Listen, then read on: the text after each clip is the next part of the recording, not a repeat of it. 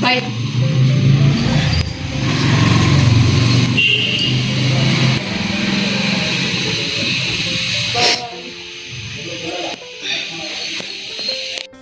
Hi friends, welcome back to my channel. ಎಲ್ಲರೂ ಹೇಗಿದ್ದೀರಾ? ಎಲ್ಲರೂ ಚೆನ್ನಾಗಿದ್ದೀರಾ ಅಂತೇಳಿ ಅಂದ್ಕೊಂಡಿದ್ದೀನಿ. ರಜಾ ಬಂತು, ನನ್ನ ಮಗ ಅಜ್ಜಿ ತಾತ ಮನೆಗೆ ಹೋಗ್ತಾ ಇದ್ದಾನೆ ಎಂಜಾಯ್ ಮಾಡೋದಕ್ಕೆ. ಇನ್ನೂ ಒಂದು 2 ಡೇಸ್ ಬಿಟ್ಟು ಹೋಗೋ ಅಂತೇಳಿ ಎಷ್ಟು ಕೇಳ್ಕೊಂಡ್ರು ಇಲ್ಲ ಇಲ್ಲ ಇಲ್ಲ ಅಂಥೇಳಿ ಆವತ್ತಿನ ದಿನವೇ ಕಟ್ಟಿಂಗ್ ಎಲ್ಲ ಮಾಡಿಸ್ಕೊಂಡು ಸ್ನಾನ ಮಾಡ್ಕೊಂಡು ಬಟ್ಟೆ ಪ್ಯಾಕ್ ಮಾಡ್ಕೊಂಡು ಖುಷಿಯಾಗಿ ಹೊರಟೇ ಬಿಟ್ಟ ತಾತ ಮನೆಗೆ. ಸೊ ಅವರಪ್ಪ ಕೆಲಸದಿಂದ ಬರ್ತಿದ್ದಂಗೆ ಫಸ್ಟು ಕರ್ಕೊಂಡೋಗ್ಬಿಡು ಅಂಥೇಳಿ. ನನಗಂತೂ ಸಿಕ್ಕಾಬಟ್ಟೆ ಬೇಜಾರು. ಎಷ್ಟೇ ನಾವು ಕ್ಲೋಸಾಗಿರ್ತೀವಿ, ನಗ್ನಗ್ತಾ ಇರ್ತೀವಿ, ಅಳ್ತಾ ಇರ್ತೀವಿ, ಇಲ್ಲ ಜಗಳ ಮಾಡ್ತಾ ಇರ್ತೀವಿ, ಏನೇ ಇದ್ದರೂ ಅವ್ನು ಮನೇಲಿದ್ದರೆ ನನಗೊಂಥರ ಖುಷಿ. ಅವನು ಸ್ಕೂಲಿಗೆ ಹೋಗಿ ಬರೋವಾಗಲೂ ಕಾಯ್ತಾ ಇರ್ತೀನಿ, ವೇಟ್ ಮಾಡ್ತಾಯಿರ್ತೀನಿ ಹಂಗೆ. ಬಟ್ ಏನು ಮಾಡೋಕ್ಕಾಗಲ್ಲ. ಅವ್ರಿಗೂ ಪಾಪ ಫ್ರೆಂಡ್ಸ್ನೆಲ್ಲ ಹೋಗಿ ನೋಡಬೇಕು, ಅವ್ರ ಜೊತೆ ಆಟಾಡಬೇಕು ರಜದಲ್ಲಿ ಅನ್ನೋದು ಇರುತ್ತಲ್ವ. ಸೊ ಹೋಗಿ ಬರಲಿ ಅಂತೇಳಿ ಹೋದ. ಹಾಗೆ ನಮ್ಮ ಮನೆ ಕೆಳಗಡೆ ಗೇಟದು ಸ್ವಲ್ಪ ಕೆಲಸ ಕೂಡ ನಡೀತಾ ಇದೆ. ಯಾಕೆಂದರೆ ಅದು ಒಂಥರ ಕೆಳಗಡೆ ಎಲ್ಲ ಫುಲ್ಲು ರಸ್ಟ್ ಇರ್ದಂಗೆ ಆಗಿಬಿಟ್ಟಿತ್ತು. ಜೊತೆಗೆ ಆ ಗ್ಯಾಪ್ ಏನಿದೆಯಲ್ಲ ಅದು ಜಾಸ್ತಿ ಕೊಟ್ಬಿಟ್ಟಿದ್ರು ಆ ಗ್ಯಾಪ್ನ. ಸೊ ಗ್ಯಾಪ್ ಕೊಟ್ಟಿದ್ದರಿಂದ ನಾಯಿ ಮರಿಗಳು ಅಲ್ಲೇನಾದರೂ ಪಕ್ಕದಲ್ಲಿ ಮರಿ ಹಾಕಿದ್ರೆ ಆ ಮರಿ ಆ ಗ್ಯಾಪಿಂದ ನುಗ್ಗಿ ಒಳಗಡೆ ಬಂದುಬಿಡ್ತಾಯಿತ್ತು. ಬಂದ್ಬಿಟ್ಟು ಮನೆಯೆಲ್ಲ ಗೇಟ್ ಹತ್ರ ಮತ್ತು ಪಾರ್ಕಿಂಗ್ ಒಳಗೆಲ್ಲ ಗಲೀಜು ಮಾಡಿಬಿಟ್ಟು ಹೋಗ್ಬಿಡ್ತಾಯಿತ್ತು. ಜೊತೆಗೆ ಅದನ್ನು ರಸ್ಟ್ ಹಿಡ್ದಿದ್ರಿಂದ ಅದನ್ನು ಕೂಡ ಚೇಂಜ್ ಮಾಡಿಸ್ಬೇಕಂತೇಳಿ ಪ್ಲ್ಯಾನ್ ಮಾಡ್ತಾಯಿದ್ರಲ್ವ.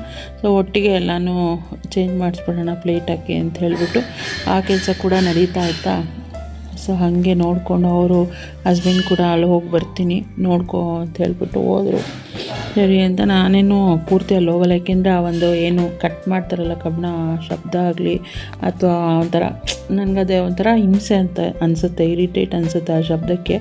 ಅದಕ್ಕೆ ಮನೆ ಒಳಗಡೆ ಲಾಕ್ ಹಾಕ್ಕೊಂಡಿರ್ತೀನಿ.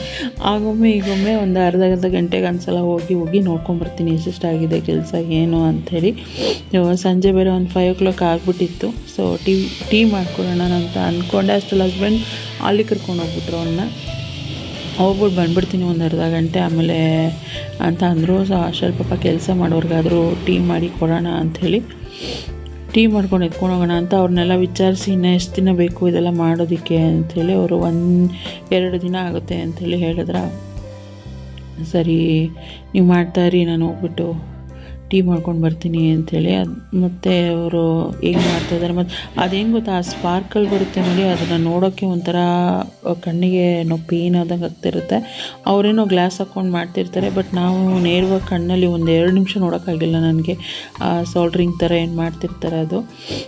ಸರಿ ನೀವು ಮಾಡ್ಕೊಳ್ತಾಯಿರಿ, ನಾನು ಟೀ ಮಾಡ್ಕೊಂಡು ಬರ್ತೀನಿ ಅಂದ್ಬಿಟ್ಟು ಮೇಲೆ ಬಂದೆ. ಮತ್ತು ನನಗೆ ಆ ಶಬ್ದನೂ ಇಷ್ಟ ಆಗೋಲ್ಲ ನಿಜವಾಗ್ಲೂ ಹೇಳಬೇಕು ಅಂದರೆ. ಜೊತೆಗೆ ನನಗೆ ವ್ಲಾಗ್ ಮಾಡೋಕ್ಕೂ ಕೂಡ ಇಂಟ್ರೆಸ್ಟ್ ಇರಲಿಲ್ಲ. ಯಾಕೆಂದರೆ ನನ್ನ ಮಗ ಬೇರೆ ಅವರಪ್ಪ ಅಜ್ಜಿ ಮನೆಗೆ ಹೋದ್ನ, ಅದೊಂದು ಬೇರೆ ಬೇಜಾರಾಗಿತ್ತು. ಏನು ಮಾಡೋಕ್ಕಾಗಲ್ಲ, ಮಕ್ಕಳು ಅವರು ಕೂಡ ಅವ್ರ ಲೈಫ್ನ ಎಂಜಾಯ್ ಮಾಡಬೇಕು. ನಾವು ಅಷ್ಟೇ ಸ್ಕೂಲು ಮುಗೀತು ಅಂದಿದ ತಕ್ಷಣ ಊರಿಗೆ ಹೊರಟ್ಬಿಡ್ತಾಯಿದ್ವಿ. ನಾವು ಇಷ್ಟೆಲ್ಲ ವೆಯ್ಟೇ ಮಾಡ್ತಾ ಇರಲಿಲ್ಲ. ಇವತ್ತು ಎಕ್ಸಾಮ್ ಮುಗೀತು ಅಂತಂದರೆ ರಿಸಲ್ಟ್ ಬರೋವರೆಗೂ ವೆಯ್ಟ್ ಮಾಡ್ಬಿಟ್ಟು ರಿಸಲ್ಟ್ ಮುಗೀತು ಆವತ್ತಿನ ದಿನವೇ ನಾವು ಊರಿಗೆ ಹೋಗ್ಬಿಡ್ತಾಯಿದ್ವಿ. ಇನ್ನು ನಾಳೆ ಸ್ಕೂಲ್ ಅನ್ನೋವಾಗಲೇ ಬರ್ತಾಯಿದ್ದಿದ್ದು ನಾವು ಊರಿಂದ. ಹಾಗೆ ಅದಕ್ಕೋಸ್ಕರ ಅವನು ಕಳಿಸ್ಕೊಟ್ಬಿಟ್ಟು ಬಂದು ಇಲ್ಲಿ ಟೀ ಮಾಡಿದೆ. ಜೊತೆಗೆ ಪಕ್ಕದಲ್ಲಿ ಚಿಕ್ಕಪ್ಪ ಮನೆ ಅವ್ರದ್ದು ಕೂಡ ಮನೆ ಕಾಲಾಗಿತ್ತು, ಅಲ್ಲಿ ಪೇಂಟ್ ಮಾಡೋದಕ್ಕೆ ಪೇಂಟರ್ ಕೂಡ ಬಂದಿದ್ರಲ್ಲ. ಸೊ ಅವರು ನಿಂತ್ಕೊಂಡು ಮಾತಾಡ್ತಾಯಿದ್ರು. ಎಲ್ಲರಿಗೂ ಸೇರಿ ಟೀ ಮಾಡ್ಕೊಂಡು ಎತ್ಕೊಂಡು ಹೋದೆ. ನೋಡ್ಬೋದು ಈ ರೀತಿ ಪ್ಲೇಟ್ ಹಾಕಿ ಕೂರಿಸಿದ್ದಾರೆ. ಆ ಮಧ್ಯದಲ್ಲಿ ಏನೋ ಆ ಲೆಂತ್ ಸಾಕಾಗಲ್ಲ ಅಂದ್ಬಿಟ್ಟು ಅವರೇನೋ ಅಟ್ಯಾಚ್ ಬೇರೆ ಮಾಡ್ತಾಯಿದ್ರು. ನನಗದು ಯಾಕೋ ಇಷ್ಟ ಆಗ್ತಾಯಿರಲಿಲ್ಲ. ಅದಕ್ಕೆ ಈ ಥರ ಎಲ್ಲಿ ಅಟ್ಯಾಚ್ ಮಾಡಿದ್ದೀನಿ ಅಲ್ಲಿ ಈ ಥರ ಕಂಬಿ ಕೊಡ್ತೀನಿ ಮೇಡಮ್ ಅಂತ ಹೇಳ್ಬಿಟ್ಟು ಅವ್ರು ಮಾಡಿಬಿಟ್ಟು ತೋರಿಸ್ತಾಯಿದ್ರು. ಸರಿ ಆಯಿತು ಮಾಡಿ ಅಂತ ಹೇಳಿಬಿಟ್ಟು ನಾನು ಮೇಲೆ ಬಂದು ಪೂಜೆ ಎಲ್ಲ ಮಾಡಿದೆ. ಇನ್ನೇನು ಅವತ್ತಿನ ದಿನ ಗೊತ್ತಿಲ್ಲ ಯಾವ ದಿನ ಅಂಥೇಳಿ ಮರ್ತ್ಬಿಟ್ಟಿನ ಪೂಜೆ ಮಾಡಿ ಆಮೇಲೆ ನಮ್ಮ ಮನೆಯವ್ರ ಚಿಕ್ಕಮ್ಮ ಕೂಡ ಫೋನ್ ಮಾಡಿದ್ರು. 1-3 ಸೀರೆ ಇದೆ ಬಂದು ತೊಗೊಂಡೋಗು ಕುಚ್ಚು ಕಟ್ಟೋದಕ್ಕೆ ಅಂಥೇಳಿ. ಸರಿ ಅಂತ ಅವ್ರ ಮನೆ ಕೂಡ ಹೋಗಿ ಸೀರೆ ಈಸ್ಕೊಂಡು ಹಾಗೆ ಬರ್ತಾ ಥ್ರೆಡ್ ಕೂಡ ತೊಗೊಂಡು ಅಲ್ಲಿಂದ ಮನೆಗೆ ಬಂದ್ವಿ ಕುಚ್ಚು ಕಟ್ಟೋಣ ಅಂಥೇಳಿ. ಸೊ ಇವ್ರು ಬಂದುಬಿಟ್ಟು ನಮ್ಮ ಮನೆಯವರ ಚಿಕ್ಕಮ್ಮ, ನನಗೆ ಚಿಕ್ಕ ಮಾವ ಚಿಕ್ಕತ್ತೆ ಆಗಬೇಕು. ಆ ಪಕ್ಕದಲ್ಲಿರೋದು ಅವ್ರ ಮೊಮ್ಮಗ. ಅವನು ಆಟ ಆಡ್ತಾಯಿದ್ದ. ನಾನು ಕೂತ್ಕೊಂಡು ಇದು ಮಾಡಿ ಸೀರೆ ಕೂಡ ಕೊಟ್ಟಿದ್ರೆ ಅದು ಹಂಗೆ ತೊಗೊಂಡು ನಾವು ಥ್ರೆಡ್ ತೊಗೊಂಬರೋಣ ಅಂತೇಳಿ ಅಂದ್ಕೊಂಡೆ. ಬಟ್ ಅವರು ಡಿಸೈನು ಫೈನಲೈಸ್ ಆಗೋದು ಲೇಟ್ ಆಯಿತು. ಜೊತೆಗೆ ಟೈಮ್ ಕೂಡ ಆಗಿಬಿಟ್ಟಿತ್ತು, ಒಂದು 9:30 9:45 ಏನೋ ಆಗಿಬಿಟ್ಟಿತ್ತು. ಇನ್ನು ಅಂಗಡಿಯವರು ಕೂಡ ಕ್ಲೋಸ್ ಮಾಡಿಬಿಟ್ಟಿರ್ತಾರೆ. ಅವ್ರಿನ್ನ ಡಿಸೈನ್ ಫೈನಲೈಸ್ ಮಾಡಿರಲಿಲ್ವಲ್ಲ, ನೀವು ಮಾಡ್ಕೊಳ್ಳಿ ಆರಾಮಾಗಿ ಮಾಡಿಬಿಟ್ಟು ಹೇಳಿ, ನಾನು ಆಮೇಲೆ ಬಂದು ತೊಗೊಂಡು ಹೋಗ್ತೀನಿ ಅಂಥೇಳಿ ಹೇಳ್ಬಿಟ್ಟು ಮನೆಗೆ ಬಂದು. ಗುಡ್ ಈವ್ನಿಂಗ್ ಫ್ರೆಂಡ್ಸ್, ಇವತ್ತು ಬಂದ್ಬಿಟ್ಟು ಟ್ಯೂಸ್ಡೇ ಈವ್ನಿಂಗಿಂದ ನಾನು ಬ್ಲಾಗ್ನ ಕಂಟಿನ್ಯೂ ಮಾಡ್ತಾಯಿದ್ದೀನಿ. ನೆನ್ನೆ ಸಣ್ಣ ಪುಟ್ಟ ಕ್ಲಿಪ್ಪಿಂಗ್ ತೊಗೊಂಡೆ, ವಿಡಿಯೋ ಸ್ಟಾರ್ಟ್ ಮಾಡಿದೆ, ಬಟ್ ಆಮೇಲೆ ಯಾಕೋ ಮಾಡೋಕ್ಕೆ ಮನಸ್ಸೇ ಆಗಲಿಲ್ಲ ನನಗೆ. ನನ್ನ ಮಗ ನೆನ್ನೆ ಅಪ್ಪಾಜಿ ಅಮ್ಮ ಮನೆಗೆ ಹೋದ, ಬೇಡ ಕಣೋ ಅಂತ ಎಷ್ಟು ಹೇಳಿದ್ರು ಕೇಳಿಲ್ಲ. ಇವತ್ತು ಅಂದರೆ ಮೊನ್ನೆ ತಾನೇ ಜ್ವರ ಬಿಟ್ಟಿದೆ ಕಣೋ, ಒಂದು 2 ಡೇಸ್ ಇದ್ಬಿಟ್ಟು ರೆಸ್ಟ್ ಮಾಡಿ ಆಮೇಲೆ ಹೋಗುವಂತೆ ಅಪ್ಪಾಜಿ ಮನೆಗೆ ಅಂತಂದರೆ, ನಿನ್ನೆ ಬೆಳಗ್ಗೆನೇ ನಾನು ಹುಷಾರಾಗಿದ್ದೀನಿ ಅಂತ ಹೇಳ್ಬಿಟ್ಟು ಹೋಗಿ ಕಟ್ಟಿಂಗ್ ಎಲ್ಲ ಮಾಡಿಸ್ಕೊಂಡು ಬಂದು ಸ್ನಾನ ಎಲ್ಲ ಮಾಡಿ ಬಟ್ಟೆ ಎಲ್ಲ ಪ್ಯಾಕ್ ಮಾಡಿಕೊಂಡು ಸಂಜೆ ಅವರಪ್ಪ ಮನೆಯಿಂದ ಬಂದ ತಕ್ಷಣ ಆಫೀಸಿಂದ ಬಂದ ತಕ್ಷಣ ಪಾಪ ನನ್ನ ಕರ್ಕೊಂಡೋಗಿ ಬಿಟ್ಬಿಡೋ, ಇಲ್ಲ ಅಂತಂದರೆ ನೀನು ಮತ್ತೆ ನಾಳೆ ಈವ್ನಿಂಗ್ವರೆಗೂ ನಾನು ವೆಯ್ಟ್ ಮಾಡಬೇಕು, ಇವಾಗಲೇ ಕರ್ಕೊಂಡೋಗ್ಬಿಡು ಅಂತ ನಾನು ಈವ್ನಿಂಗ್ಗೆ ಹೊರಟ್ಬಿಟ್ಟ ನನ್ನ ಮಗ. ಬೇಜಾರಾಯಿತು. ಹಾಗಾಗಿ ಬೆಳಿಗ್ಗೆ ಮಾಮೂಲಿ ಕೆಲಸ ಎಲ್ಲ ಮಾಡಿಕೊಂಡು ನಾನು ಕುಚ್ಚು ಕಟ್ಕೊಂಡು ಕೂತ್ಕೊಂಡೆ. ನನಗೆ ಇನ್ನೊಂದು 3 ಸೀರೆ ಯಾರೋ ಕೊಟ್ಟಿದ್ದಾರೆ, ಸೊ ಅದರದ್ದು ಕುಚ್ಚು ಕಟ್ಟೋಣ ಅಂತ ಹೇಳ್ಬಿಟ್ಟು ಕುಚ್ಚು ಕಟ್ಕೊಂಡು ಕೂತ್ಕೊಂಡೆ. ನಾನೇನು ಬ್ಲಾಗ್ನೇ ಮಾಡಲಿಲ್ಲ, ಬೇಜಾರು ಬೇರೆ ಆಗ್ತಾಯಿತ್ತು. ಸೊ 4 ಡೇಸಿಂದ ನನ್ನ ಜೊತೆನೇ ಇದ್ನಲ್ಲ, ಅದೊಂಥರ ಇತ್ತು. ಇವಾಗ ಒಂಥರ ಸೈಲೆಂಟ್ ಆಗಿರೋದಕ್ಕೆ ಒಂಥರ ಫೀಲ್ ಆಗ್ತಾಯಿತ್ತು ನನಗೆ. ಏನು ಮಾಡೋಕ್ಕಾಗಲ್ಲ, ರಜಾ ಅಲ್ವಾ. ಸೊ ಹೋಗ್ಬಿಟ್ಟು ಸ್ವಲ್ಪ ದಿನ ಆಟಾಡ್ಕೊಂಡು ಬರಲಿ ಅಂದ್ಬಿಟ್ಟು ನಾನು ಕೂಡ ಸುಮ್ಮನೆ ಆದೆ. ನಾನೇನು ಫೋನೆಲ್ಲ ಮಾಡೋಕ್ಕೆ ಹೋಗಿಲ್ಲ. ಅವನಾದರೂ ಮಾಡ್ತಾನೆ ಅಂತ ವೆಯ್ಟ್ ಮಾಡಿದ್ರೆ ಅವನು ಮಾಡಿಲ್ಲ, ಗೊತ್ತಿಲ್ಲ ಯಾವಾಗ ಮಾಡ್ತಾನೆ. ಅವನ ಕೈಗೆ ಮೊಬೈಲ್ ಸಿಕ್ಕಾಕ ಅಥವಾ ಮಾತಾಡೋಕ್ಕೆ ಮೂಡ್ ಬಂದಾಗ ನನಗೆ ಮಾಡ್ತಾನೆ ಅಷ್ಟೇ.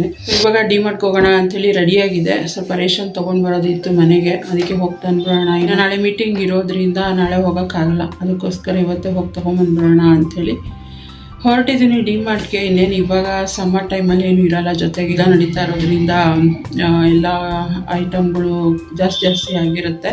ಸೊ ಗೊತ್ತಿಲ್ಲ ನನಗೂ. ಈಗ ಕುಚ್ಚು ಥ್ರೆಡ್ಡು ಕೂಡ ಅವರು ಹೇಳ್ತಾ ಇದ್ದಾರೆ ಇದೇ ಬರ್ತಾಯಿಲ್ಲ, ಅಂದರೆ ಚಿಕ್ಕಪೇಟೆಲ್ಲೇ ಜಾಸ್ತಿ ಆಗಿಬಿಟ್ಟಿದೆ ರೇಟು, ನಿಮಗೆ ಕಮ್ಮಿ ಕೊಡೋಕ್ಕಾಗಲ್ಲ ನಾವು ಹಂಗೆ ಹಿಂಗೆ ಅಂತ ಅವರು ಕೂಡ ಹೇಳ್ತಾಯಿದ್ರು. ಗೊತ್ತಿಲ್ಲ ಎಲ್ಲಿವರೆಗೂ ವಾರ್ ನಡೆಯುತ್ತೆ, ಎಲ್ಲಿವರೆಗೂ ಇದಾಗುತ್ತೆ ಅಂತ. ಇನ್ನು ಸಿಲಿಂಡರ್ ಪ್ರಾಬ್ಲಮ್ಮು ಮತ್ತು ರೇಷನ್ನು, ಆಯಿಲ್ ಕೂಡ ತುಂಬಾ ಜಾಸ್ತಿ ಆಗಿದೆ ಅಂತ ನನ್ನ ಮಗ ಹೇಳ್ತಾಯಿದ್ದ. ಮೊನ್ನೆ ಬಗಲಗುಂಟೆಗೆ ಹೋದಾಗ ಅವರು ಡಿಮಾರ್ಟ್ಗೆ ಹೋಗಿದ್ರು. ನನ್ನ ಮಗ ಹೇಳ್ತಾಯಿದ್ದ, ಮಮ್ಮಿ ಆಯಿಲ್ ರೇಟು 170 ರೂಪೀಸ್ ಏನೋ ಇತ್ತು ಅಂಥೇಳಿ. ಯಪ್ಪ ಏನು ತಿನ್ನೋದು, ಆಯಿಲ್ ಐಟಮೇ ಬೇಡ, ಬರೀ ಅನ್ನ ಸಾರು ಮಾಡ್ಕೊಂಡು ತಿನ್ನೋಣ ಆ ಥರ ಅನಿಸ್ಬಿಟ್ಟಿದೆ ನನಗೆ. ಅದಕ್ಕೆ ಹೋಗಿ ಒಂದಷ್ಟು ರೇಷನ್ ತಂದು ಇಟ್ಬಿಟ್ರೆ 1 ಮಂತಿಗೆ ಆಗೋಷ್ಟು ಸ್ಟಾಕ್ ಮಾಡಿ ಇಟ್ಬಿಡ್ತೀನಿ ನಾನು ರೇಷನ್ನ, ಯಾವಾಗಲೂ ಮನೆಯಲ್ಲಿರೋ ಥರ. ಈಗ ಡಿಮಾರ್ಟ್ಗೆ ಹೋಗಿ ರೇಷನ್ ತೊಗೊಂಡು ಬರ್ತೀನಿ. ಹಾಗೆ ವ್ಲಾಗ್ನೂ ಕೂಡ ಕಂಟಿನ್ಯೂ ಮಾಡ್ತೀನಿ ಆಯಿತಾ. ಸಿಕ್ಕಾಬಟ್ಟೆ ಸೆಕೆ ಯಪ್ಪ, ಮಾತಾಡೋದಕ್ಕೆ ಅಂಥೇಳಿ ಒಂದು 10 ನಿಮಿಷ ಫ್ಯಾನ್ ಆಫ್ ಮಾಡಿದ್ರೆ ಫುಲ್ಲು ಎಲ್ಲ ಅರಿಯೋದಕ್ಕೆ ಸ್ಟಾರ್ಟ್ ಆಗುತ್ತೆ, ಮೈಯೆಲ್ಲ ಫುಲ್ಲು ಸ್ವೆಟ್ ಆಗಿಬಿಡುತ್ತೆ. ನನಗಂತೂ ಯಾವ್ದಾದ್ರು ಹೋಗಿ ಸಂಪೊಳಗಡೆ ಮುಗ್ಕೊಂಬಿಡೋಣ ಆ ಥರ ಫೀಲ್ ಆಗ್ತದೆ ನನಗೆ. ಅಷ್ಟು ಒಂಥರ ಸೆಕೆ ಫೀಲ್ ಆಗ್ತದೆ. ಯಾವಾಗ ಮಳೆ ಬರುತ್ತೋ, ಯಾವಾಗ ವಾತಾವರಣ ತಂಪಾಗುತ್ತಪ್ಪ ಆ ಥರ ಫೀಲ್ ಆಗ್ತದೆ ನನಗೆ ನಿಜವಾಗ್ಲು. ಬನ್ನಿ ಡಿಮಾರ್ಟ್ಗೆ ಹೋಗ್ಬಿಟ್ಟು ತೊಗೊಂಬರೋಣ ರೇಷನ್. ವೀಕ್ ಡೇಸಲ್ಲಿ ಹೋಗಿದ್ದಕ್ಕೋ ಅಥವಾ ಸಮ್ಮರ್ ವೆಕೇಷನ್ ಇರೋದಕ್ಕೋ ಏನೋ ಗೊತ್ತಿಲ್ಲ, ಡಿಮಾರ್ಟಲ್ಲಿ ಸ್ವಲ್ಪ ಜನ ಕಮ್ಮಿನೇ ಇದ್ದರು ಅಂತಲೇ ಹೇಳ್ಬೋದು. ಹೋದ್ವಿ. ಫಸ್ಟಿಗೆ ನಾನು ಹೋಗಿದ್ದೆ, ಒಂದಷ್ಟು ರೇಷನ್ ತೊಗೊಂಡೆ, ಏನೇನು ಬೇಕು ಅದನ್ನೆಲ್ಲ ತೊಗೊಂಡು ಅದಾದಮೇಲೆ ಆಯಿಲಿಗೆ ಹೋದರೆ ಯಪ್ಪ 172 184 ಆ ಥರ ಇದೆ ಆಯಿಲ್ ಪ್ರೈಸ್ ಬಂದ್ಬಿಟ್ಟು. ಅದನ್ನೆಲ್ಲ ತೊಗೊಂಡು ಈ ಕಡೆ ಬಂದರೆ ಹಸ್ಬೆಂಡ್ ಏನೋ ನೋಡ್ತಾಯಿದ್ರು. ಏನು ನೋಡ್ತಾ ಇದ್ದಾರೆ ಅಂತ ಹೇಳಿದ್ರೆ ಸ್ಕ್ರೂ ಡ್ರೈವರ್ ಸೆಟ್ ನೋಡ್ತಾ ಇದ್ದಾರೆ, ಬೇಕಾಗುತ್ತೆ ಏನಕ್ಕಾದರೂ ಅಂಥೇಳಿ. ಸರಿ ಆಯಿತು ಬನ್ನಿ, ಮನೇಲಿ ಇದೆಲ್ಲ ಸಾಕದೆ ಅಂದ್ಬಿಟ್ಟು ನಾನು ಬರ್ತಾಯಿದ್ದಾರೆ ಹಿಂದೆ ಅಂದ್ಬಿಟ್ಟು ನನ್ನ ಪಾಡಿಗೆ ನಾನು ಹೋಗ್ತಾಯಿದ್ದೀನಿ ಮುಂದೆ. ಅಲ್ಲೋಗಿ ನೋಡಿದ್ರೆ ಮತ್ತೆ ಅವ್ರು ಅಲ್ಲೇ ನಿಂತ್ಕೊಂಡಿದ್ದಾರೆ. ಅದಕ್ಕೆ ನನ್ನನ್ನು ಬೇಗ ಶಾಪ್ ಮಾಡು ಅಂತ ಹೇಳ್ತಾರೆ. ನಾನೇನು ಗೊತ್ತಾ, ಪ್ರೈಸ್ ಟ್ಯಾಲಿ ಮಾಡ್ತೀನಿ ಮತ್ತು ಕ್ವಾಲಿಟಿ ಟ್ಯಾಲಿ ಮಾಡ್ಕೊಂಡು ನಾನು ಸ್ವಲ್ಪ ನಿಧಾನನೇ ಆಗುತ್ತೆ ನೋಡೋದಕ್ಕೆ. ಅದಕ್ಕೆ ಅವ್ರು ನನಗೆ ಬೇಗ ಅಂತ ಹೇಳ್ಬಿಟ್ಟು ಇವರೇ ಅಲ್ಲ ನಿಂತ್ಕೊಂಡಿದ್ದಾರೆ. ನಾನು ಕರಿತಾ ಇದ್ದೀನಿ ರೀ ಬನ್ನಿ ಅಂತೇಳಿ. ಅಲ್ಲಿರೋರೆಲ್ಲ ತಿರುಗಿ ನನ್ನನ್ನೇ ನೋಡ್ತಾಯಿದ್ರು, ಏನು ಇವಳು ಯಾರನ್ನ ಕರಿತಿದ್ದಾಳೆ ಅಂಥೇಳಿ. ಸೊ ಒಂದಷ್ಟು ಫಸ್ಟಿಗೆ ನಾನು ಹೋಗೋದೆ ರೇಷನ್ ಇದಕ್ಕೆ ಸೈಡ್ಗೆ. ರೇಷನ್ ಎಲ್ಲ ಮುಗಿದ್ಮೇಲೆ ಆಯಿಲ್ ಸೆಕ್ಷನ್. ಆಯಿಲೆಲ್ಲ ಆಯಿತಾ, ನೆಕ್ಸ್ಟ್ ಏನಾದರೂ ಎಕ್ಸ್ಟ್ರಾ ಏನಾದರೂ ಯುನೀಕಾಗಿ ಕಾಣುತ್ತಾ ಆ ಥರದ್ದೆಲ್ಲ ನೋಡ್ತಾ ಇರ್ತೀನಿ. ಜೊತೆಗೆ ಸ್ವಲ್ಪ ಬಾಡಿ ಲೋಷನ್ ಬೇಕಿತ್ತು, ಶ್ಯಾಂಪು ಕೂಡ ಬೇಕಿತ್ತು. ನಮ್ಮನೆಯಲ್ಲಿ ನಾನೊಬ್ಬಳೇ ಶ್ಯಾಂಪು ಬಾಟಲ್ನ ಯೂಸ್ ಮಾಡೋವಂಥದ್ದು, ಇನ್ನು ಅವರಿಬ್ಬರು ಸ್ಯಾಚೆಟ್ ಯೂಸ್ ಮಾಡ್ತಾರೆ. ಹಾಗಾಗಿ ಶಾಂಪೂ ಬಾಟಲ್ನ ತೊಗೊಳೋಣ ಅಂತ ಅಂದ್ಕೊಂಡು ಈ ಕಡೆ ಬರೋ ಟೈಮಲ್ಲಿ ಇದೊಂದು ಕೀ ಬಂಚ್ ಇಷ್ಟ ಆಯಿತು ನನಗೆ. ಮನೆಗೆ ಹೋದ್ಮೇಲೆ ಡೀಟೇಲಾಗಿ ತೋರಿಸ್ತೀನಿ ಏನು ಇತ್ತ ಅಂಥೇಳಿ. 35 ರುಪೀಸ್. ನನ್ನ ಹಸ್ಬೆಂಡ್ ಅಂತೂ ಅದಕ್ಕೆ ಮುಖ ಇಲ್ಲ ಮೂತಿ ಇಲ್ಲ, ಅದನ್ನು ಯಾಕೆ ತಗೋತೀಯ ಅಂತ ಹೇಳ್ತಾಯಿದ್ರು. ಏನಿಲ್ಲ ಹೆಲ್ಮೆಟ್ ಹಾಕ್ಕೊಂಡಿದ್ದೆ ಬನ್ನಿ ಅಂತ ಹೇಳ್ಬಿಟ್ಟು ಎತ್ಕೊಂಡು ಬಂದೆ. ನನ್ನ ಮಗನಿಗೆ ಏನಕ್ಕಾದರೂ ಆಗುತ್ತೆ ಅಂತ. ಬೇರೆದು ಕೂಡ ಇತ್ತು, ಚೆನ್ನಾಗಿದೆ ಅಂತ ನೋಡಿದ್ರೆ, ಬಟ್ ಅದೆಲ್ಲ ಕಿತ್ತೋಗ್ಬಿಟ್ಟಿತ್ತು. ಇದು ಒಂದು ಇದ್ದಿದ್ರಲ್ಲಿ ಇದು ಒಂದು ಎಲ್ಲನೂ ಒಳ್ಳೆ ಕಂಡೀಷನಲ್ಲಿ ಇದ್ದಿದ್ದು. ಸೊ ಅದಕ್ಕೆ ತೊಗೊಂಡು ಬಂದೆ. ಇನ್ನು ಫ್ಯಾನ್ ನೋಡ್ತಾ ಇದೆ, 999 ಅಂತಲೂ ಇತ್ತು. ಈ ನಡುವೆ ಅಂತೂ ಈ ಅಡುಗೆ ಮನೆಯಲ್ಲಂತೂ ಅಡುಗೆ ಮಾಡುವಾಗ ಸಖತ್ತು ಒಂಥರ ಶೆಕೆ ಆಗ್ತಾ ಇರುತ್ತೆ. ಸೊ ಅದಕ್ಕೇನಾದ್ರು ಸಿಂಪಲಾಗಿ ಚಿಕ್ಕದಾಗಿ ನೋಡೋಣ ಅಂಥೇಳಿ ನೋಡಿದ್ನ, ಬಟ್ 999 ಇತ್ತು. ನೀವು ಬೇಡವ ಅಂದ್ಕೊಂಡು ನಮ್ಮ ಮನೇಲಿ ವಿಂಡೋನಲ್ಲಿ ಗಾಳಿ ಬರ್ತಾ ಇರುತ್ತೆ ಅಂತ ನನಗೆ ನಾನೇ ಕಾಂಪ್ರಮೈಸ್ ಮಾಡಿಕೊಂಡು ಅಲ್ಲಿಂದ ಮುಂದೆ ಹೋದರೆ, ಏನು ಗೊತ್ತಾ, ನಾವಂದರೆ ಈ ಕೌಂಟರ್ ಒಳಗಡೆ ಹೋಗಬೇಕಾದ್ರೆ ಈ ಥರ ಸಣ್ಣ ಸಣ್ಣ ಕೌಂಟರ್ಸ್ ಇರ್ತಲ್ಲ, ಅದ್ರೊಳಗಡೆ ಹೋಗಬೇಕಂದ್ರೆ ಅಲ್ಲೇ ಟ್ರಾಲಿನ ನಿಲ್ಲಿಸ್ಬಿಟ್ಟು ನಾವು ಒಳಗಡೆ ಹೋಗಿ ಏನು ಬೇಕು ಸೆಲೆಕ್ಟ್ ಮಾಡ್ಕೊಂಡು ಎತ್ಕೊಂಡ್ಬರ್ತೀನಿ. ಅಲ್ಲಿ ಕೆಲವರು ಆ ಟ್ರಾಲೀಸ್ ಕೂಡ ಎಳ್ಕೊಂಬರ್ತಾರೆ, ಅಲ್ಲಿ ಹೋಗೋದೇ ಕಷ್ಟ, ಆ ಥರ ಆಗಿಬಿಡುತ್ತೆ. ಸೊ ಫಸ್ಟಲ್ಲಿ ನಾನು ಅಂದ್ಕೊಳ್ತಾ ಇದ್ದೆ, ಡಿಮಾರ್ಟ್ಗೆ ಹೋದಾಗ ಅಲ್ಲಲ್ಲೇ ಟ್ರಾಲಿ ತುಂಬಿಟ್ಟು ಟ್ರಾಲಿ ನಿಲ್ಲಿಸಿರ್ತಿದ್ರಲ್ಲ, ನಾನು ಅಂದ್ಕೊಳ್ತಾ ಇದ್ದೆ ನೋಡಿ ಇಷ್ಟೆಲ್ಲ ಶಾಪ್ ಮಾಡಿಬಿಟ್ಟು ಇಲ್ಲೇ ಬಿಟ್ಬಿಟ್ಟು ಹೋಗ್ಬಿಟ್ಟಿದ್ದಾರಲ್ಲ, ಪಾಪ ಇದನ್ನೆಲ್ಲ ಮತ್ತೆ ಜೋಡಿಸ್ಬೇಕಲ್ಲ ಅಂತ. ಆಮೇಲೆ ಹೋಗ್ತಾ ಹೋಗ್ತಾ ಗೊತ್ತಾಯಿತು ಈ ಥರ ಅಂಥೇಳಿ. ಏಕೆಂದರೆ ಅಲ್ಲಿ ಸಣ್ಣ ಸಣ್ಣ ಇರುತ್ತೆ ಜಾಗ, ಅಲ್ಲಿ ಟ್ರಾಲಿಗಳನ್ನ ಹೇಳ್ಕೊಂಡು ಹೋಗ್ಬಿಟ್ರೆ ನೋಡೋರ್ಗೂ ಕಷ್ಟ ಆಗ್ತಾ ಇರುತ್ತೆ, ತೊಗೊಳೋರ್ಗೂ ಹಿಂಸೆ ಆಗ್ತಾ ಇರುತ್ತೆ. ಸೊ ಹಂಗಾಗಿ ನಾನು ಕಾರ್ನರಲ್ಲೇ ಟ್ರಾಲಿ ನಿಲ್ಲಿಸ್ಬಿಡೋದು. ಆ ಒಂದು ಸೆಕ್ಷನಲ್ಲಿ ಪರ್ಟಿಕ್ಯುಲರಾಗಿ ಏನು ತೊಗೋಬೇಕು ಅದು ಹೋಗಿ ನೋಡೋದು. ನಾನು ಒಂದಷ್ಟು ನಿಂತ್ಕೊಂಡು ನಾನು ಬಾಡಿ ಲೋಷನ್ನ ನೋಡಿದೆ. ನನಗೆ ಜಾಸ್ತಿ ಏನು ಗೊತ್ತಾ, ಈ ಥರ ಈ ಚಿಕ್ಕ ಬಾಕ್ಸಲ್ಲಿ ಬರುತ್ತಲ್ಲ ಆ ಥರದ್ದು ಇದಾಗ, ಅದರಲ್ಲಿ ಜಾಯ್ ಇದರಲ್ಲಿ ಬರ್ತಾಯಿತ್ತು. ಬಟ್ ಅದು ಯಾಕೋ ಈ ನಡುವೆ ಬರೋದೆಲ್ಲ ದೊಡ್ಡ ದೊಡ್ಡ ಬಾಟ್ಲ್ಗಳಲ್ಲಿ ಬರುತ್ತೆ, ಬಟ್ ನನಗೆ ಅದು ಇಷ್ಟ ಆಗಿಲ್ಲ. ಚಿಕ್ಕ ಇದರಲ್ಲಿ ಬರೋದು ಇಷ್ಟ ಆಗುತ್ತೆ. ಸೊ ಯಾವುದೋ ಒಂದು ಅಲ್ಲಿಂದ ಎತ್ಕೊಂಡವಳು ಮತ್ತು ಅಲ್ಲಿಂದ ಗ್ಲಾಸ್ ಐಟಮ್ ಇರೋ ಕಡೆ ಹೋದೆ. ಅಲ್ಲೊಂದು ಜಾರ್ ನೋಡಿದೆ ನಾನು, ಅಂದರೆ ಒಂದು ವಾಸ್ ನೋಡಿದೆ, ಚೆನ್ನಾಗಿತ್ತು. ಅಂದರೆ ಯಾರೋ ತೊಗೊಂಡಿರೋರು ಅದನ್ನು ಅಲ್ಲೇ ಇಟ್ಬಿಟ್ಟು ಹೋಗ್ಬಿಟ್ಟಿದ್ರು, ಅಂದರೆ ಬೇಡ ಅಂತನೋ ಏನೋ ಬೇರೆ ಸೆಕ್ಷನಲ್ಲಿ. ಸೊ ಅದನ್ನೇ ನಾನು ಮಾಡೋ ತಪ್ಪು ಅಂತೀನಿ. ನಾವು ಯಾವ ಸೆಕ್ಷನಿಂದ ತೊಗೊಂಡಿರ್ತೀವಿ ಅದೇ ಸೆಕ್ಷನಲ್ಲಿ ರಿಟರ್ನ್ ತೊಗೊಂಡೋಗಿಟ್ರೆ ಸರಿ. ಈ ಕೆಲವೊಬ್ಬರು ಏನು ಗೊತ್ತಾ, ತೊಗೊಂಡ್ಬಿಟ್ಟು ಬೇಡ ಅನಿಸುತ್ತೆ ಅಲ್ಲೇ ಇಟ್ಬಿಡ್ತಾರೆ. ಇಲ್ಲ ಲಾಸ್ಟಲ್ಲಿ ನಾವು ಬಿಲ್ಲಿಂಗ್ ಮಾಡಿಸುವಾಗ ರಿಟರ್ನ್ ಕೊಟ್ಟರು ನಡೆಯುತ್ತೆ. ಅದನ್ನು ನೋಡಿಬಿಟ್ಟು ನಾನು ಇನ್ನೇನಾದರೂ ಬೇರೆ ಡಿಸೈನ್ ಇರ್ಬೋದೇನೋ ಅಂತ ಹೇಳ್ಬಿಟ್ಟು ಅಲ್ಲೇ ಹೋದೆ ನಾನು. ಬಟ್ ಅದೊಂದೇ ಡಿಸೈನ್ ಇತ್ತು, ಅದನ್ನು ತೊಗೊಂಡವಳು. ಅಲ್ಲಿ ಒಂದು ಜಾರ್ ಕೂಡ ಕಾಣಿಸ್ತು ನನಗೆ. ಮನೆಗೆ ಬಂದಮೇಲೆ ನಾನು ತೋರಿಸ್ತೀನಿ ಏನು ಅಂಥೇಳಿ. ಸೊ ಅದೊಂದು ಜಾರ್ ಇಷ್ಟ ಆಯಿತು ಅಂತ ತೊಗೊಂಡ.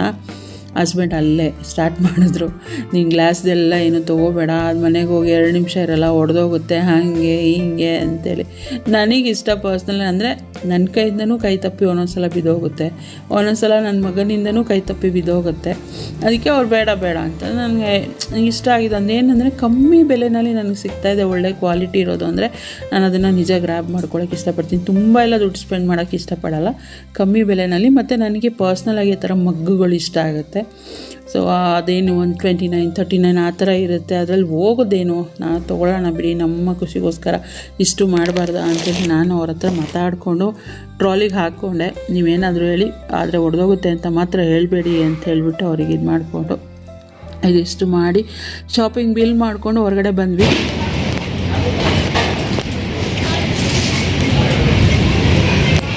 ನನ್ನ ಐಸ್ ಕ್ರೀಮ್ನ ನೀವು ತಿಂತಾಯಿದ್ದೀರಾ? ನನಗೆ ಅಂತ ತೊಗೊಂಡಿದ್ದು ನೀವು ತಿನ್ನೋದು.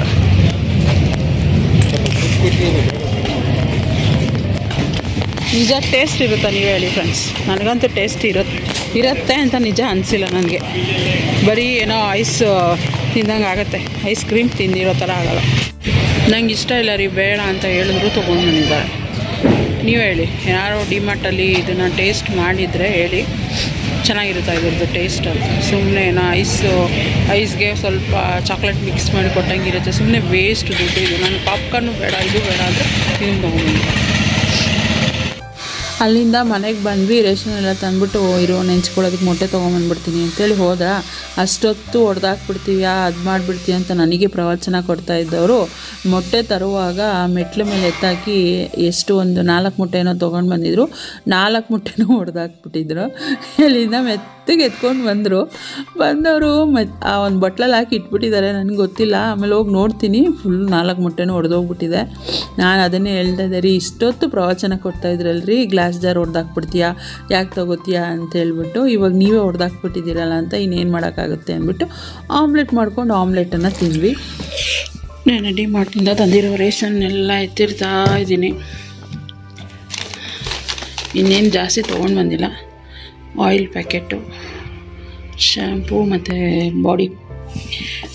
ಬಾಡಿ ಲೋಷನ್ ಮತ್ತು ಏರಿಯಲ್ ಪವರ್ ಜೆಲ್ ಮತ್ತು ಕಂಫರ್ಟ್ ತೊಗೊಂಡೆ. ಸೊ ಇದರಲ್ಲಿ ಎಲ್ಲ ಇದನ್ನು ಚೆಕ್ ಮಾಡಿದ್ದೀನಿ. ಬಟ್ ನನಗೆ ಇಷ್ಟ ಆಗಿದ್ದು ಬಂದು ಪಿಂಕ್, ಗ್ರೀನ್ ಇದೆ, ಬ್ಲೂ ಇದೆ, ಬ್ಲ್ಯಾಕ್ ಇದೆ, ಲ್ಯಾವೆಂಡರ್ ಇದೆ. ಬಟ್ ನನಗೆ ಪಿಂಕ್ ತುಂಬಾ ಇಷ್ಟ ಆಯ್ತದು. ಸ್ಮೆಲ್ ತುಂಬ ಚೆನ್ನಾಗಿರುತ್ತೆ. ಸೊ ಹಾಗಾಗಿ ನಾನು ಪಿಂಕ್ನ ಬೈ ಮಾಡ್ತೀನಿ. ಯಾವುದೇ ರೀತಿ ಪ್ರಮೋಷನ್ ಅಲ್ಲ, ನಾನು ಮನೆಗೆ ತೊಗೊಂಡು ಬಂದಿರೋದು. ಸೊ ಇನ್ನು ಏರಿಯಲ್ ಯೂಸ್ ಮಾಡ್ತೀನಿ ಅಷ್ಟೇ. ಇದಿಷ್ಟು ಆಯಿಲ್ ಪ್ಯಾಕೆಟು ಮತ್ತು ದೇವ್ರ ಮನೆಗೆ ಏನು ಬೇಕು ಇದಿಷ್ಟು ತೊಗೊಂಡು ಬಂದೆ. ಇಷ್ಟು ರೇಷನ್ ತೊಗೊಂಡು ಬಂದೆ. ಅದ್ರ ಜೊತೆಗೆ ಈ ಒಂದು ವಾಸ್ ಕೂಡ ಇಷ್ಟ ಆಯಿತು ನನಗೆ. ಸೊ ನೋಡ್ಬೋದು 99 ರುಪೀಸ್ ವಾಸ್. ಇದು ಎಷ್ಟು ಚೆನ್ನಾಗಿದೆ ಅಂತಂದರೆ ಸಖತ್ತಾಗಿತ್ತು. ನಾನು ನೋಡಿದ ತಕ್ಷಣ ಅಟ್ರಾಕ್ಟ್ ಆಯಿತು ಅಂದ್ಬಿಟ್ಟು ಈ ಒಂದು ವಾಸ್ನ ತೊಗೊಂಡು ಬಂದು ಅಲ್ಲೇ ಇಟ್ಟಿದ್ದನ್ನ ಹಸ್ಬೆಂಡು ಇದಕ್ಕೊಂದು ಫ್ಲವರ್ ಹಾಕ್ಬಿಟ್ಟು ಈ ಥರ ಇಟ್ಟಿದ್ದಾರೆ. ಚೆನ್ನಾಗಿ ಕಾಣಿಸ್ತಾ ಇದೆ ಹೇಳಬೇಕು ಅಂದರೆ. ಸೆಂಟರ್ ಟೇಬಲ್ ಆ ಥರದಕ್ಕೆಲ್ಲ ಯೂಸ್ ಮಾಡ್ಕೊಳ್ಬೋದು. ಈ ಥರ ಏನಾದರೂ ಯುನೀಕಾಗಿ ನೋಡಿದೆ ಅಂದರೆ ನಾನು ತೊಗೊಳ್ತೀನಿ ಅಷ್ಟೇ. ಇಲ್ಲ ಅಂದರೆ ಡಿಮಾರ್ಟಲ್ಲಿ ಯೂಶ್ವಲಿ ಏನೂ ತೊಗೊಳ್ಳಲ್ಲ. ನನಗೇನಾದರೂ ಈ ಥರ ಯುನೀಕಾಗಿ ಅಫೋರ್ಡೆಬಲ್ ರೇಂಜಲ್ಲಿ ಕಾಣಿಸ್ಬೇಕು. ಇದು ಜಸ್ಟ್ 99 ಅಂತ ಇತ್ತಾ, ಚೆನ್ನಾಗಿದೆ ಅಂತ ಹೇಳ್ಬಿಟ್ಟು ಇದನ್ನು ತೊಗೊಂಡು ಬಂದೆ. ಡಿಮಾರ್ಟಲ್ಲಿ ಇವಾಗಿರೋದು ಕಲೆಕ್ಷನ್.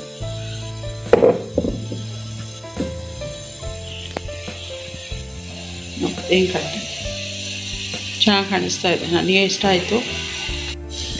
ಅಲ್ಲಿಂದ ಬಂದಮೇಲೆ ಈ ಒಂದು ಕುಚ್ಚು ಏನಿದೆ ಅಲ್ವಾ, ಇದನ್ನು ಕೂಡ ಕಂಪ್ಲೀಟ್ ಮಾಡಿದೆ. ಇನ್ನು ಇದಕ್ಕೆ ಬೇಬಿ ಕುಚ್ಚು ಕಟ್ಟಬೇಕು. ಕ್ರೋಶಾ ವರ್ಕ್ ಕಂಪ್ಲೀಟ್ ಆಗಿದೆ.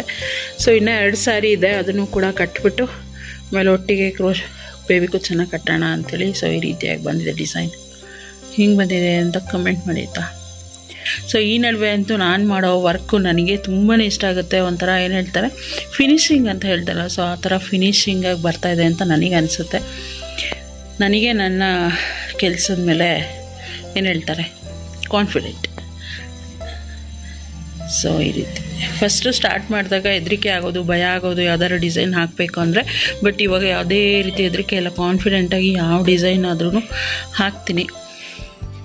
ಹೇಗೆ ಬಂದಿದೆ, ನಿಮಗೆ ಹೆಂಗೆ ಅನ್ನಿಸ್ತಾ ಇದೆ, ಫಿನಿಶಿಂಗ್ ಎಲ್ಲ ಹೆಂಗಿದೆ ಅಂಥೇಳಿ ನನಗೆ ಕಮೆಂಟ್ ಮಾಡಿ.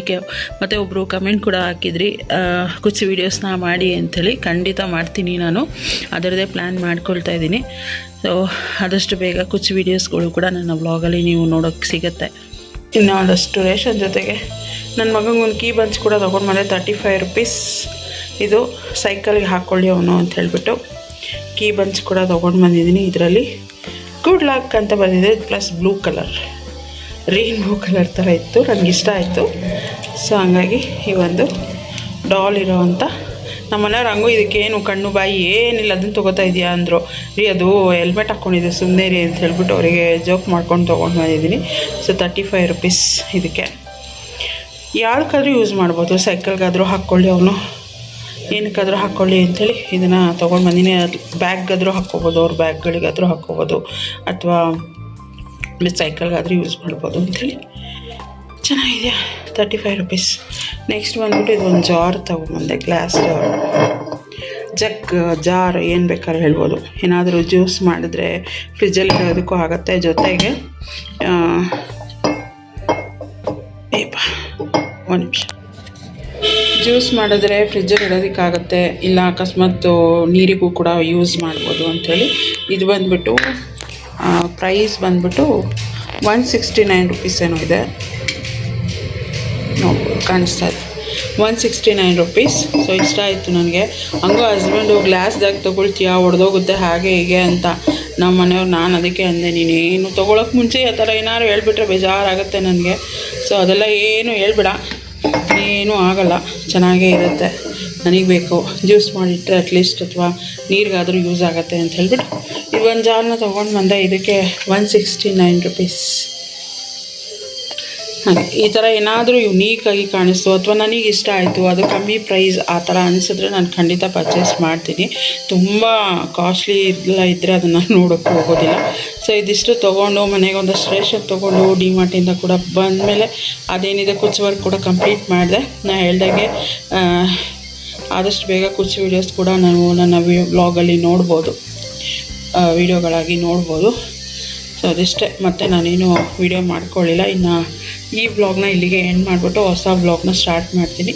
ಈ ಒಂದು ವ್ಲಾಗ್ ನಿಮ್ಗೆ ಇಷ್ಟ ಆಗಿದರೆ ಪ್ಲೀಸ್ ಲೈಕ್ ಕಮೆಂಟ್ ಶೇರ್ ಮಾಡೋದನ್ನು ಮರಿಬೇಡಿ. ಚಾನಲ್ಗೆ ಹೊಸಬರಾದರೆ ಇನ್ನೂ ಕೂಡ ನನ್ನ ಚಾನಲ್ನ ಸಬ್ಸ್ಕ್ರೈಬ್ ಮಾಡ್ಕೊಂಡು ನೋಡ್ತಾ ಇದ್ದರೆ ಪ್ಲೀಸ್ ನನ್ನ ಚಾನಲ್ನ ಸಬ್ಸ್ಕ್ರೈಬ್ ಮಾಡ್ಕೊಂಡು ನನಗೆ ಸಪೋರ್ಟ್ ಮಾಡಿ. ಸಿಗ್ತೀನಿ ನೆಕ್ಸ್ಟ್ ವೀಡಿಯೋದಲ್ಲಿ. ಅಲ್ಲಿವರೆಗೂ ಥ್ಯಾಂಕ್ಸ್ ಫಾರ್ ವಾಚಿಂಗ್.